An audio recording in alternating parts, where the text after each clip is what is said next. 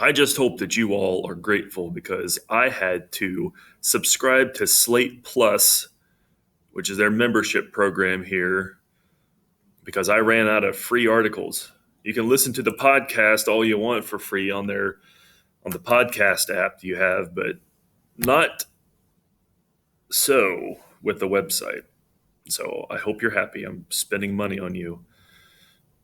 It's like you're my children. Anyway, here we go. On January 21st, 1998, NPR's Mara Liasson was scheduled to interview Bill Clinton about his upcoming State of the Union address. The biggest news for us was what he was going to say. I even had a little scoop on that. He was going to say something about Social Security, and I knew what it was, so I was going to ask him about that. How quaint. Liasson and her colleague, Robert Siegel, had planned out the whole interview. And then, the day of, we wake up and read the Post, and we see the story about Monica Lewinsky. And we looked at each other and we went, ugh, yuck. I guess we have to ask him about this. The notion that Clinton had been romantically involved with a former White House intern first appeared on a fledgling website called The Drudge Report. The site's proprietor, Matt Drudge, had received the tip that editors at Newsweek were sitting on a story about Clinton's affair. Drudge published the allegation in the middle of the night on Sunday, January 18th. The Drudge Report is he's a curator of all sorts of, news articles. You can see here, it kind of looks like a fourth grader put it together, but I think the Monica Lewinsky, scandal really gave Drudge a big boost, and now he is the behind the scenes conservative media news guy. 24 hours after Monica Lewinsky walked out on Ken Starr's prosecutors at the Ritz-Carlton Hotel. Drudge had received the tip from Lucianne Goldberg, the literary agent who was working with Linda Tripp. Drudge's post didn't make it into the mainstream media for 3 full days. When it finally did, by way of a front-page story in the Washington Post, it was a lot for people to take in. The unexpected reports of a new sex scandal involving President Clinton. Bombshell allegations that he had a sexual affair with a former White House intern. Not only was the president being accused of having an affair with a woman half his age, he was also under criminal investigation by independent counsel Ken Starr for trying to cover it up. There's a growing sense here that this scandal could unravel the administration. When Mara Liasson and Robert Siegel sat down across from Clinton in the Oval Office the day the Post story came out, they opened their interview with a series of direct but charitably phrased questions about the allegations. I was very decorous, and I said, Mr. President, where do you think this comes from? Did you have any kind of relationship with her that could have been misconstrued? Then he said, well, Mara, I don't know anything more about this than you do. Mara, I'm going to do my best to cooperate with the investigation. I want to know what they want to know from me. I think it's more important for me to tell the American people that it wasn't improper relations. I didn't ask anybody to lie, and I intend to cooperate. And I think that's all I should say right now so I can get back to the work of the country. But you're not able to say whether you had any... And what I do remember very distinctly from the interview was that Bill Clinton, who has a large jaw, his jaw muscle was like pulsing as he was speaking. And you could see this ba-bum, ba-bum, ba-bum, this kind of jaw muscle pulsing. So he was tense. The Lewinsky story sent a chill through the White House, as Clinton staffers who had grown accustomed to scandal wondered amongst themselves if this one was for real. They just read about it in the paper like everybody else. This is Eli Addy. In 1998, he was working for Vice President Al Gore. Later on, he would become a writer for the television show The West Wing. The building, was very functional, but with this kind of overlay of unreality, I think, because, when the Lewinsky story started to break, nobody really knew what it meant. Nobody knew where it was heading. One night, Addy was talking on the phone with a friend from Time magazine, whose outlook on the situation left Addy jolted. And I was wondering, what Clinton might do, what he might say. And this guy said to me, don't you get it? Gore's going to be president by Friday. There's no way Clinton survives this week. A few days later, Addie was organizing a routine press conference in which the vice president and the first lady would be announcing a new grant for after-school programs. The morning of the event, Addie was informed that the president would also be making an appearance. I remember it as if it were yesterday because, Gore spoke about after-school care and it was fine. This morning's announcement should be seen in the context of how we prepare the children in this country to succeed in the 21st century. And the first lady spoke, and same thing. This morning we come together to hear about the president's plans to strengthen education. And then President Clinton got up and he gave another fairly, mundane speech about after-school care and education, and you could have slept through the whole thing. And then at the very end of the president's remarks, he said, Now, I have to go back to work on my State of the Union speech, but I want to say one thing to the American people. I want you to listen to me. I'm going to say this again. I did not have sexual relations with that woman, Miss Lewinsky. You're right. I never told anybody to lie, not a single time, never. These allegations are false, and I need to go back to work for the American people. Thank you. And he just walked right out the door. Clinton's denials were enough to assuage most of his prominent allies, including Secretary of State Madeleine Albright, who vouched for him publicly and without equivocation. I believe that the allegations are completely untrue. But Clinton's critics on the right were not satisfied.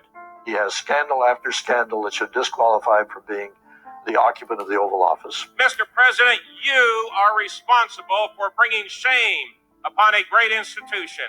And we, the people of the United States of America, will hold you accountable.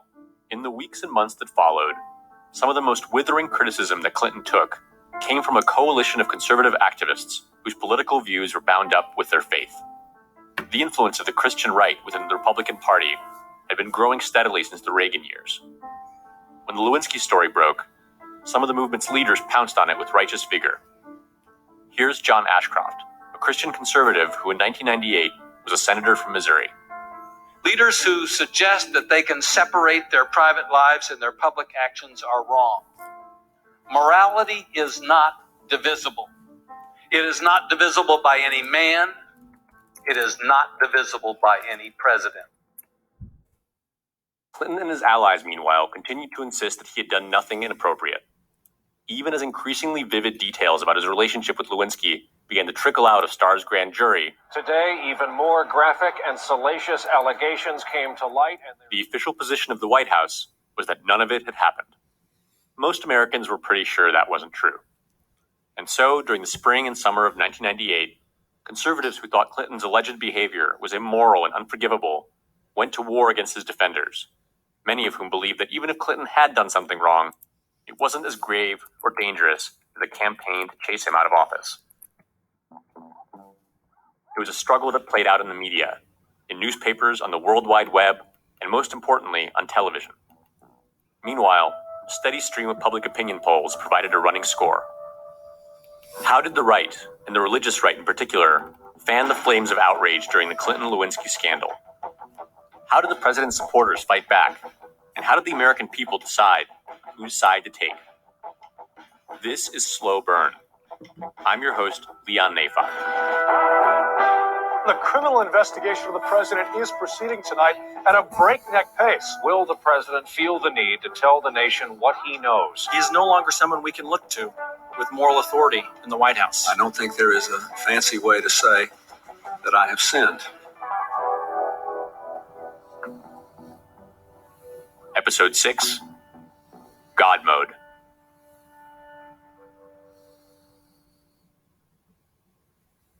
In the 1990s, Bill Bennett was basically a professional moral crusader. Earlier in his career, he had served as Secretary of Education under Ronald Reagan and drug czar under George H.W. Bush. But after hitting it big in 1993 with the Book of Virtues, an anthology aimed at teaching moral principles to children, the devout Catholic became something in between a preacher and a political pundit. You can't invent a new color and you can't invent a new virtue. There either is courage and fidelity to task and responsibility, or there isn't. These are the things by means of which we keep society together, or we don't. That's Bennett promoting his book in 1994. Throughout the 90s, he appeared regularly on Sunday talk shows, wrote op-eds, and published books, all while running a right-wing think tank called Empower America. Some of Bennett's fellow Christian conservatives saw him as a future candidate for president. After the Lewinsky story broke, Bennett emerged as one of Clinton's most unsparing critics. I care if my president is a felon, but I care just as much whether he's a scoundrel. I care just as much whether I can trust him to be telling the truth. This is Bennett speaking at a debate with Mario Cuomo, just a few days after the world learned Monica Lewinsky's name. Mario Cuomo was a New York politician. I think, isn't he the dad of the current creepy governor of New York? I'm pretty sure he is. Yeah, Andrew Cuomo, governor of New York, who's being investigated for a couple different things right now. Chris Cuomo is the CNN anchor, also his son. Yep. Okay. If he can't be trusted to tell us the truth, then he has to go. At this early stage, many of Bennett's fellow Republicans were exercising restraint, telling reporters that it was too soon to be using words like impeachment or resignation. From the Republican National Chairman, words of caution.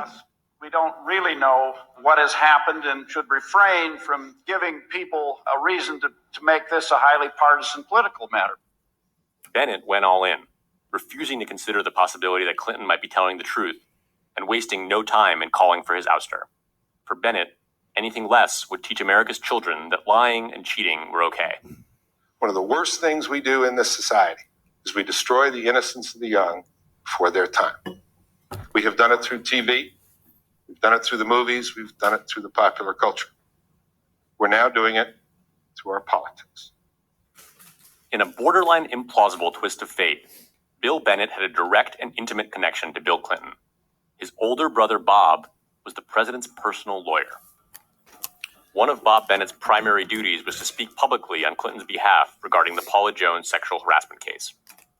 While Bob Bennett was out defending Clinton's honor on television, we're going to show you that this is a pack of lies. Bill Bennett was condemning Clinton as a liar and lamenting his deficiencies as a role model. This may be the trashiest and sleaziest moment in American history.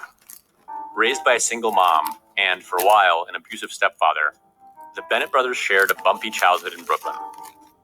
Bill, the future Christian activist, liked to read, while Bob, the future lawyer, liked to box. At school, Bob protected his younger brother. Sometimes when Bill came home, he would give Bob a list of everyone who had picked on him, so Bob could go confront them. When they grew up and assumed their respective positions in the Clinton drama, the Bennetts started getting confused for one another. I learned they were brothers because the New York Times misidentified Bob as Bill in a photo caption and had to run a correction. Here's Bob Bennett explaining what happened when he gave Newsweek an incendiary quote about how his client was being gratuitously tormented by Republicans. I said that, they'd cut themselves just to bleed on him. Nothing was more important than going after him. And except instead of attributing it to me, they attributed it to Bill. And he got all sorts of letters and calling him a traitor and everything. Both brothers always insisted that they didn't let politics, or Bill Clinton in particular, get between them. Bill Bennett, who did not agree to be interviewed for this podcast, was impeccably gracious whenever people asked him about his Clinton-enabling brother. What's the possibility that your brother, Bob, the president's lawyer, will conclude that he has been deceived and lied to by his client and publicly repudiate his client? Whatever Bob Bennett knows or thinks, he doesn't tell me. As to the measure of the man, I know him better than you do. We grew up together. There are things he did for me as a child I will never be able to repay. If you wish to trash Bob Bennett, you can. I will not join you. Apart from this unlikely overlap between his family and his work, Bill Bennett could not have asked for a more perfect foil than Bill Clinton. This was true even before the Lewinsky story broke. Bennett had always been a culture warrior, and one of his recurring themes was the depraved influence of liberalism on American culture. In 1992, Bennett wrote a book about how real Americans still had good values, while the intellectuals who controlled the levers of power in Washington, New York, and Hollywood were a bunch of moral relativists who held American traditions in contempt. As Bennett saw it, the two sides were in the midst of a struggle over whose values would prevail in America. Bill Clinton, with his pot smoking and his draft dodging and his reputation as a womanizer, fit perfectly into that narrative. Here's Bennett in 1996, during the lead-up to Clinton's re-election. I am not a Bill Clinton guy. I have never been a Bill Clinton guy. I have never believed this guy was telling the truth about things at all. It wasn't just Bill Bennett. The entire Christian conservative movement was invigorated, if alarmed, by Clinton's pro-choice, gay-friendly agenda. With Clinton in the White House, Christian activists like Pat Robertson and James Dobson were able to consolidate their hold on the grassroots of the Republican Party. Here's journalist Steve Kornacki, who writes about the Christian right in his new book about the rise of political tribalism. Basically, the story of the 1990s is, in part, at least in Republican politics, is the Christian right reached full maturation politically, and it was understood to be a giant and crucial component of any winning coalition for the Republican Party. In 1994, with their influence in Washington growing, Christian conservatives gained a spiritual ally in the fight against Bill Clinton with the appointment of Ken Starr to the office of the Independent Counsel.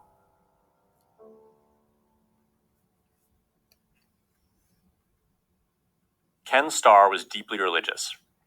As a boy, he would listen to his father, a minister, rehearse his sermons in the family's backyard. And in college, he saved up money for tuition by going door to door selling Bibles. Here is Starr. I am an evangelical Christian. I attend a non-denominational church and have for many, many years. And my faith journey calls on me, in the words of the prophet of old, to seek justice, to love mercy, and to walk humbly. Starr wasn't shy about discussing his religious beliefs when I interviewed him earlier this month. As an evangelical Christian, I take the teachings of the New Testament seriously and try to live up to those teachings, including the teachings of compassion and kindness and mercy and forgiveness. But he was insistent that his faith played no part in his handling of the Clinton-Lewinsky investigation. I'm a law person who tends to just think of, look, this is my job. I'm not a spiritual guide or savant. I'm not a priest or a rabbi. So I leave all that to others and just focus on what is the charge that I have as a duly appointed law officer. Starr's faith was not widely noted when he was first appointed independent counsel. And for the most part, it stayed that way until after the Clinton-Lewinsky scandal broke.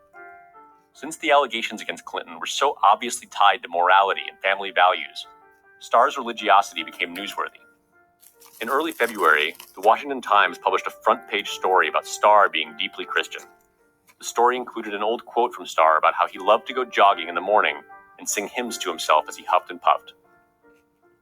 Many of Clinton's defenders came to see the intensity of Starr's faith as the source of his desire to punish Clinton for the Lewinsky affair. Here is Clinton advisor Sidney Blumenthal speaking at the Harvard Kennedy School in 1998. It is not simply that Ken Starr has jettisoned the language of law. Speaking now of defilers of the temple, the apocalyptic rhetoric of a zealot, on a mission divined from a higher authority. The ultimate problem is that in his fervor, he is engaged in an anti-constitutional destructiveness. Starr's most visible antagonist in the media was Clinton's former campaign manager, James Carville, a flamboyant political consultant from Louisiana. Carville was not on the White House payroll, but when the Lewinsky story broke, he went to bat for Clinton like it was his job. This is a scuzzy investigation. He's so obsessed with the president's sex life. The real Nixonian character in here, and people understand that, is Ken Starr, who was put in there by a political hack to do the jobs of political hacks, and he can't even follow the law. James, whoa, time out. Carville saw Starr's religiosity as a kind of puritanical self-righteousness. He was better than everybody else. He was holier than everybody else. He was very, very, very concerned and would go down to the creek and listen to gospel music as inspiration to stop consensual sex. That's Carville. He talked to me a few months ago while he was driving. That thing he said about Starr going down to the creek and listening to gospel music, He made a similar comment back in '98 about how Starr was trying to wash the fornicators and the sodomites out of Washington on the Potomac River. The whole thing was one of the great exercises in pure bullshit in the history of the United States.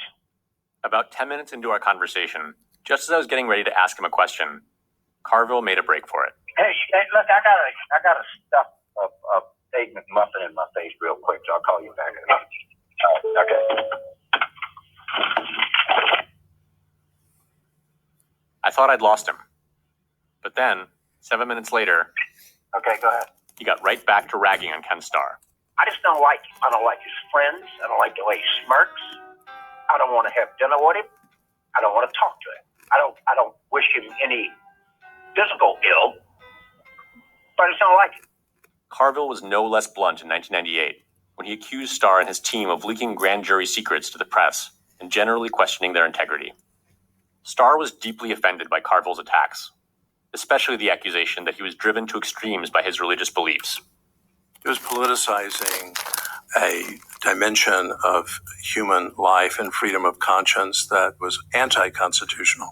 And so I viewed it as unfortunate, but just any weapon that the White House and its friends could use, they would use it.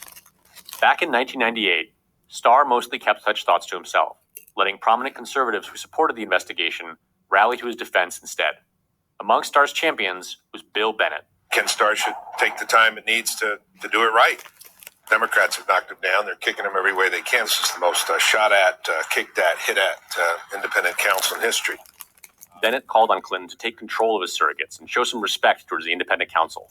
The president needs to call off the dogs. He needs to call off his goons and say, stop the smear campaign, stop the intimidation. What kind of president would allow this kind of thing to happen? But Clinton liked having the attack dogs out there. When a White House spokesman was asked about Carville, he said only that the administration was not in a position to dissuade him from speaking his mind. Now, it's fair to ask, what was the point of fighting all this out in the public eye, for either side? Giving quotes to newspapers, appearing on cable news shows, doing press conferences, what was it supposed to achieve? After all, while Carville and Bennett gave interviews, Ken Starr and his prosecutors were gathering evidence. The criminal investigation of the president is proceeding tonight at a breakneck pace.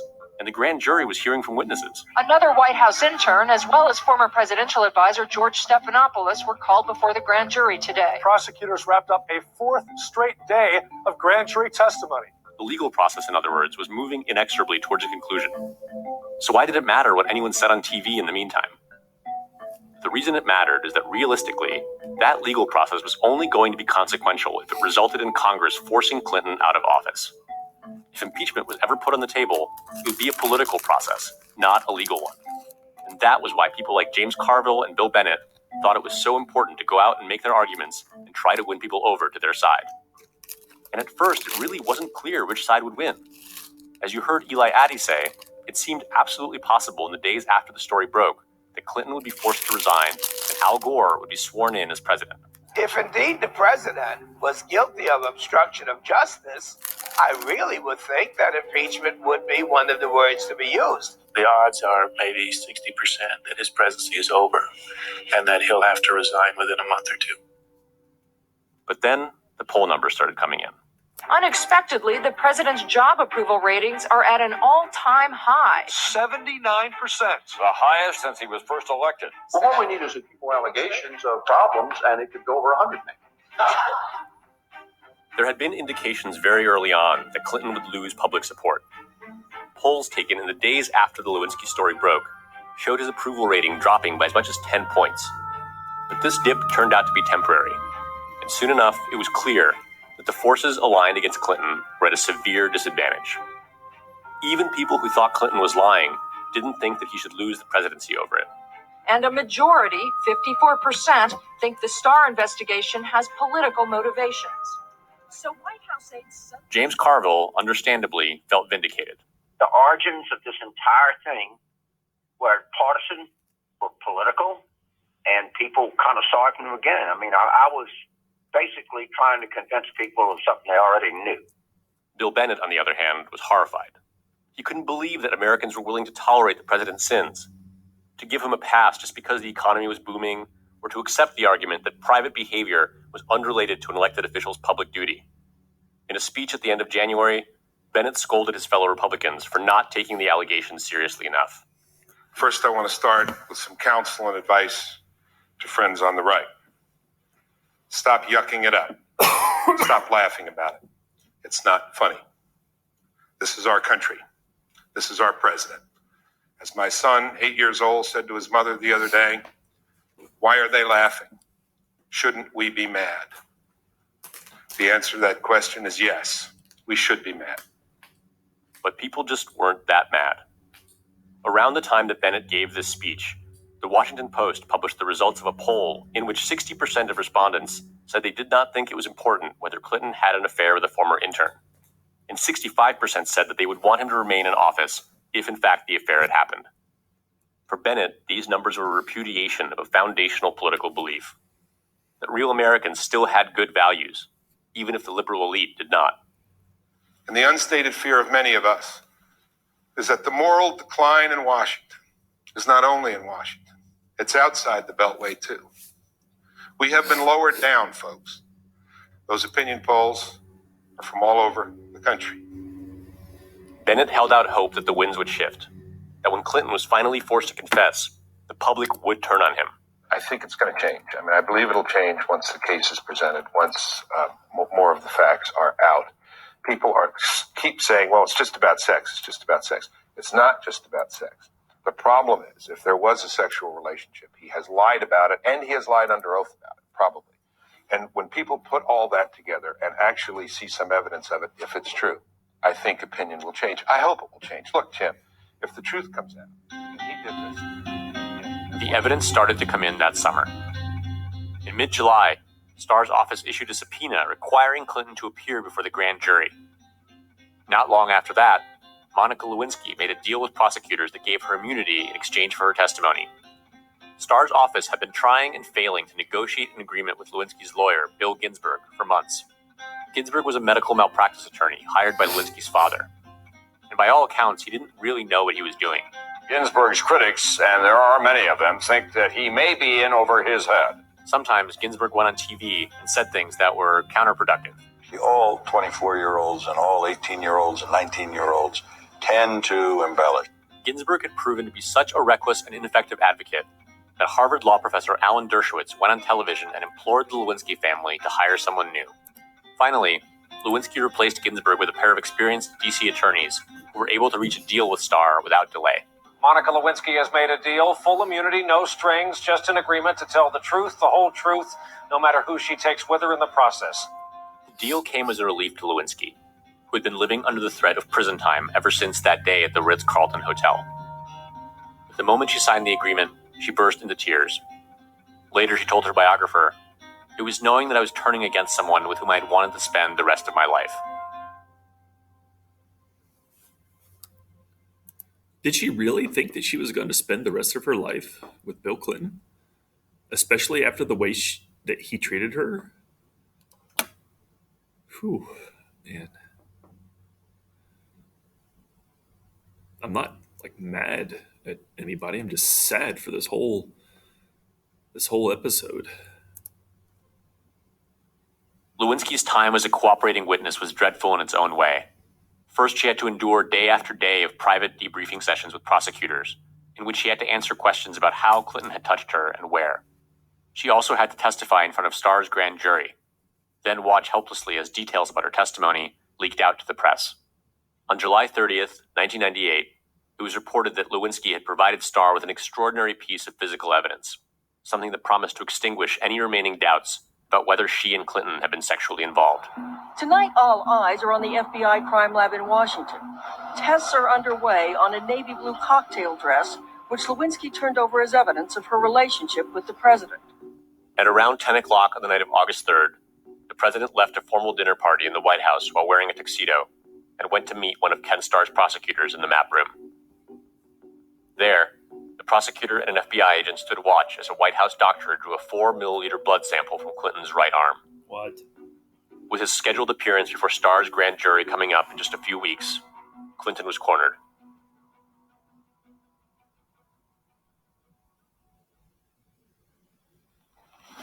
You understand that because you have sworn to tell the truth, the whole truth, and nothing but the truth, you could be prosecuted for perjury and or obstruction of justice. I believe that's correct.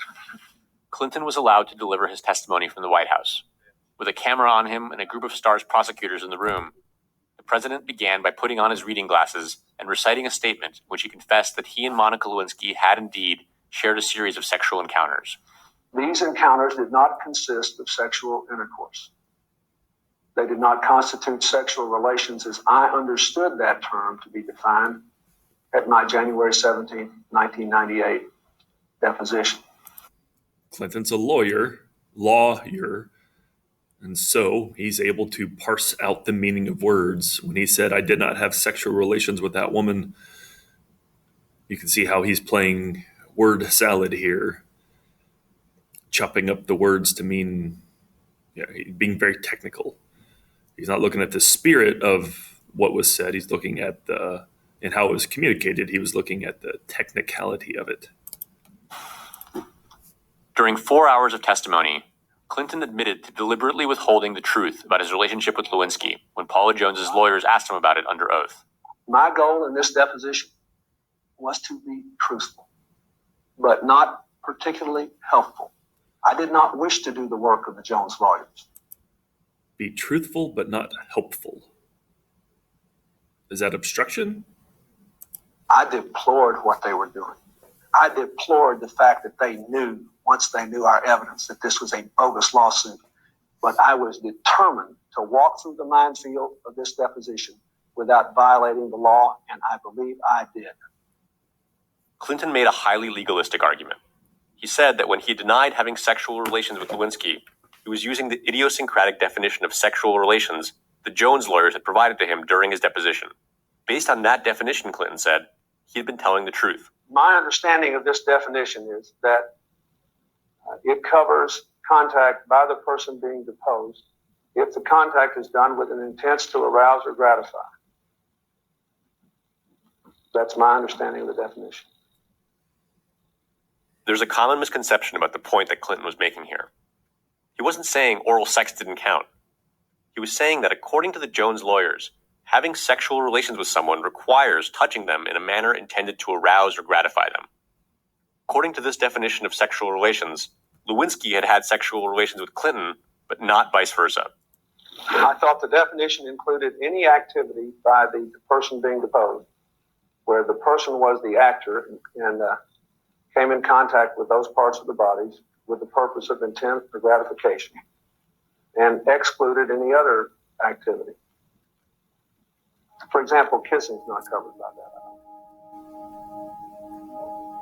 Clinton went into considerably less detail when he addressed the nation later that night. Over the years, there have been dramatic late-night speeches from the White House, but nothing like the speech that we're about to hear from there tonight, when President Bill Clinton explains to the nation his relationship with Monica Lewinsky. He came on TV around 10 o'clock, and with nearly 70 million people watching, he began to explain himself. And what if you're Hillary Clinton at this point? I know some of you might adore her or might dislike her recent politics, but think about now, or sorry, back then. Like, how would you feel if your spouse was talking about his or her relationship with another person, not you, on national television? Indeed, I did have a relationship with Miss Lewinsky that was not appropriate. In fact, it was wrong. It constituted a critical lapse in judgment and a personal failure on my part for which I am solely and completely responsible. After getting through the part of his address in which he expressed remorse, Clinton shifted his focus to Ken Starr. The independent counsel investigation moved on to my staff and friends, then into my private life. This has gone on too long, cost too much, and hurt too many innocent people. In Washington, the consensus was that Clinton had badly miscalculated in attacking Starr instead of just saying he was sorry. Even Democrats were angry at his apparent defensiveness. After all, he had lied to them as well. In the wake of the speech, it once again seemed possible that Clinton would lose the support of his political allies. Here's journalist Peter Baker, who helped break the Lewinsky story in the Washington Post. and his people, they always knew that the biggest danger wasn't the Republicans, it was the Democrats. The people who pushed out Richard Nixon back in 1974 were Barry Goldwater, Hugh Scott, the Republicans who marched down to the White House and say, it's over, you have to give up. And that's the scenario they always worried about at the White House. After Clinton's public address, it wasn't clear whether Democrats would just express their disapproval or go further. How mad were they? How mad were their constituents? Now that Clinton had admitted to the affair and opened himself up to charges of perjury, would Democrats decide to cut bait and call for his resignation? In order for that to happen, some influential member of the party would have to make the first move. But who? Television is making it harder for millions and millions of Americans to raise our children with the values and the discipline we would like them to have. Joe Lieberman was a family values Democrat, a moderate senator from Connecticut who cared about upholding the moral authority of government. He was also an Orthodox Jew who had, throughout the 90s, found common cause with the Christian right on a host of cultural issues. If anyone in the Democratic Party was going to abandon Clinton over the Lewinsky matter, it was Lieberman. Lieberman ran on the ticket with Al Gore for president for the Democrats in 2000, FYI. Here again is Steve Kornacki. If Joe Lieberman said, this crosses the line and Bill Clinton needs to go, other Democrats then potentially might have said, if Lieberman's there, it's safe for me to be there. I'm going to go there. Or if Lieberman's there, I need to be there because this is no longer a Republican push. This is no longer a conservative push. Ken Starr. This is Joe Lieberman. This is a mainstream establishment Democrat here. When word got around that Lieberman was planning to weigh in, Clinton's chief of staff called the senator and urged him not to take a hard line. Whispering in Lieberman's other ear was none other than Bill Bennett. It so happened that Bennett and Lieberman were friends.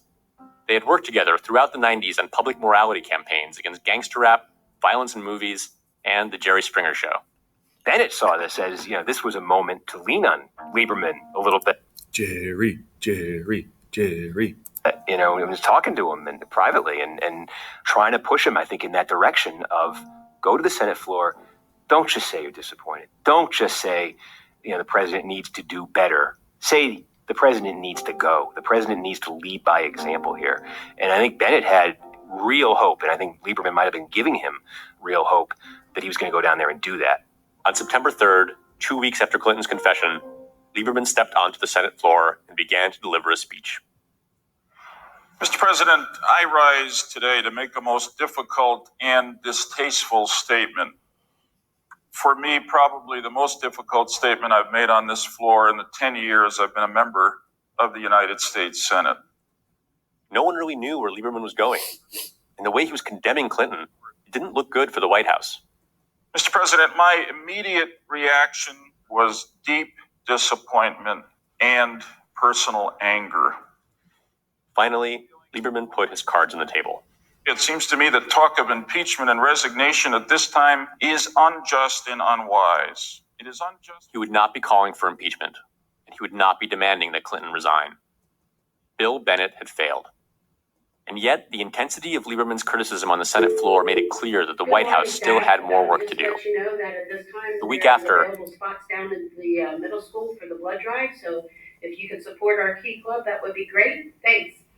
Clinton began a new phase of his cleanup effort, one that seemed specifically engineered towards shoring up support with voters who cared about his morality and his values. Clinton, who had been raised as a Baptist, first delivered a televised speech at the annual White House prayer breakfast. I was up rather late last night thinking about and praying about what I ought to say today. Unlike in his earlier address, this time he took a tone of humility and repentance. I don't think there is a fancy way to say that I have sinned. It is important to me that everybody who has been hurt know that the sorrow I feel is genuine. A few days after that speech, it was reported that Clinton had recruited a group of religious leaders to counsel him in his quest for healing and forgiveness. Now, with his presidency in trouble, say nothing of his personal life, Mr. Clinton has turned to the clergy. According to the New York Times, the ministers Clinton selected would meet and pray with him weekly and help him resist what one of the ministers called the temptations that have conquered the president in the past. The president will also turn to the Reverend Gordon MacDonald of Lexington, Massachusetts, who had his own extramarital affair 12 years ago, sought redemption, then wrote a book about it that the president says he's already read twice. Activists associated with the Christian right did not buy these gestures. Randy Tate, head of the Christian Coalition, questioned whether Clinton's private reckoning was anything more than a public relations strategy. It seems more contrived than it is contrite. If he asks forgiveness and he is sincere, we can forgive him as an individual. That does not absolve the President of the United States. It didn't matter what Randy Tate thought. After the prayer breakfast, Clinton's job approval ratings went up again. Mr. Clinton's supporters say they're bolstered by public opinion polls, which show most Americans disapprove of the president's behavior, but don't want to see him resign or be impeached. Bill Bennett was disappointed in his country. In late March, he gave a speech in which he declared that the American people were coming dangerously close to being complicit in their own corruption. In the last days of summer, Bennett published a short book on this theme called The Death of Outrage. In it, Bennett lamented that the war over the nation's values was seemingly being won by the liberal elite. Bennett wrote that Americans needed to realize they were being played for fools by the president and his defenders. There's concern, there's consternation, there's a worry, but there should be outrage. Is that the death of outrage you're talking about? That's the death of outrage I'm talking about. Although Bennett's book became an instant bestseller, it was overshadowed by a different one that came out around the same time. The Starr Report. The report from Ken Starr is out, landing with a thud on the internet, splashed across front pages across this nation and around the world this morning. Starr had submitted the fruits of his investigation to Congress on September 9th. In addition to describing the president's encounters with Lewinsky in extraordinary detail, the report alleged that Clinton had committed 11 impeachable offenses, including perjury, witness tampering, obstruction of justice, and abuse of power.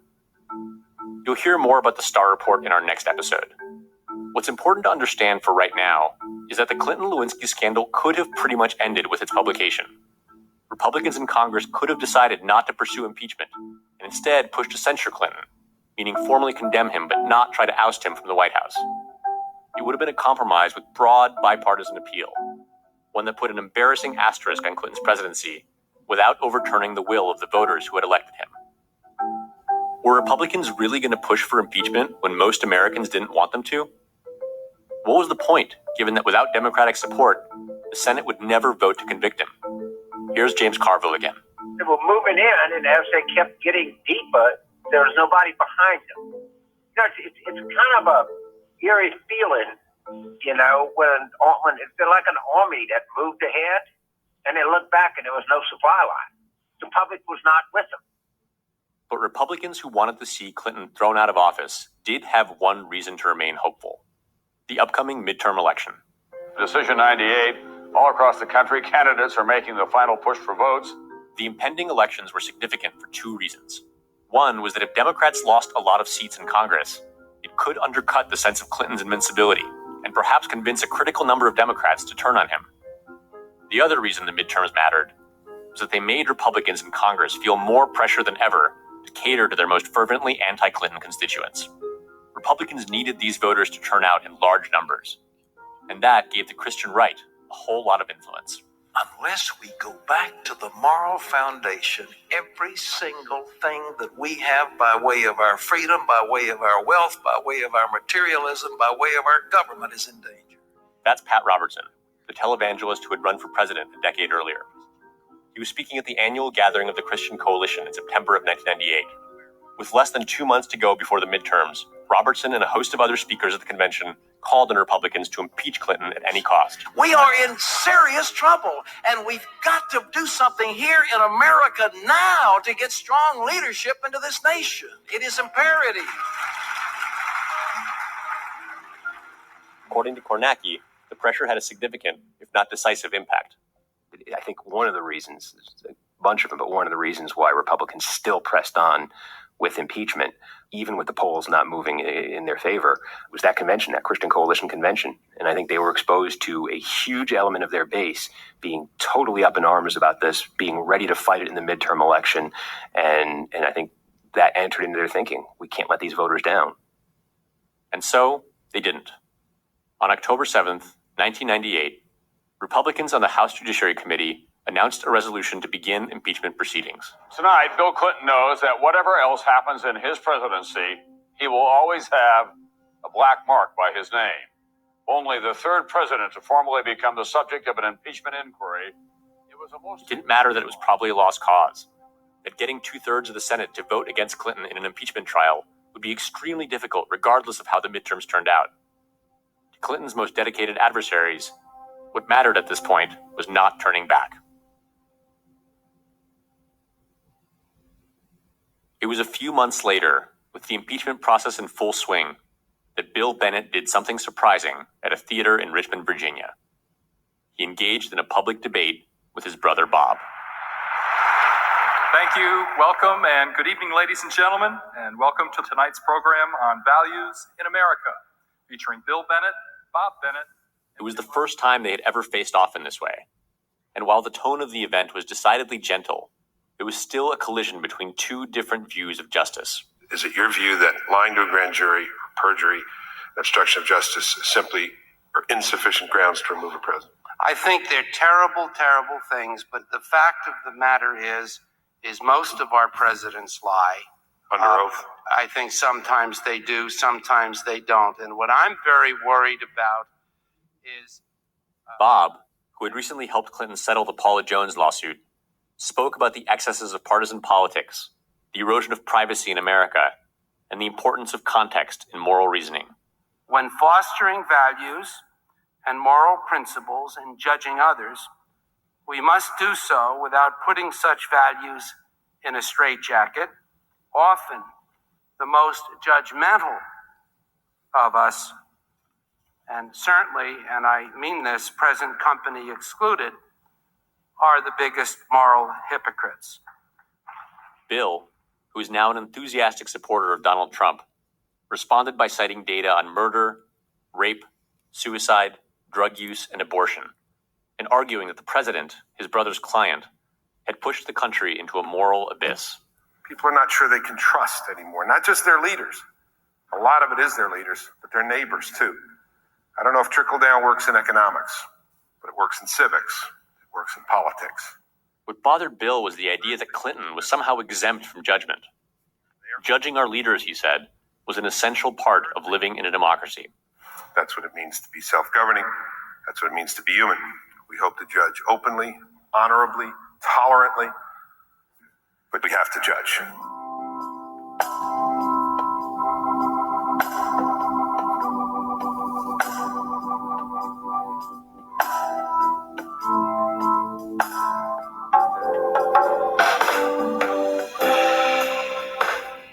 Next week on Slow Burn, feminists react to the Clinton-Lewinsky scandal and start a conversation about power dynamics and consent we are still having to this day.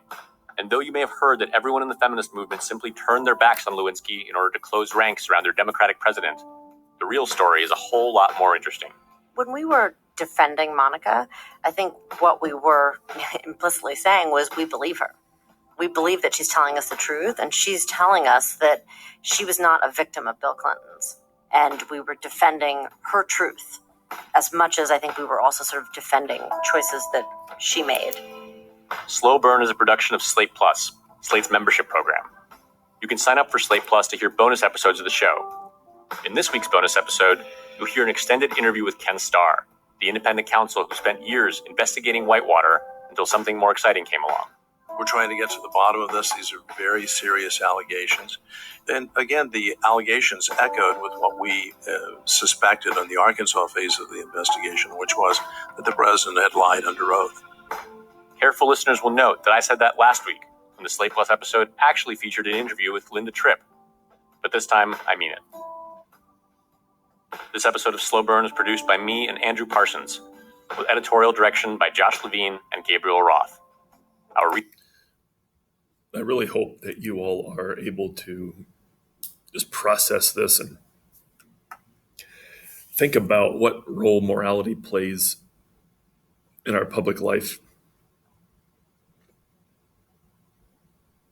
What I'm really hoping through this, is that you won't get just academic knowledge like you would in an essay, but that you'll get wisdom for life. I really hope that. So anyway.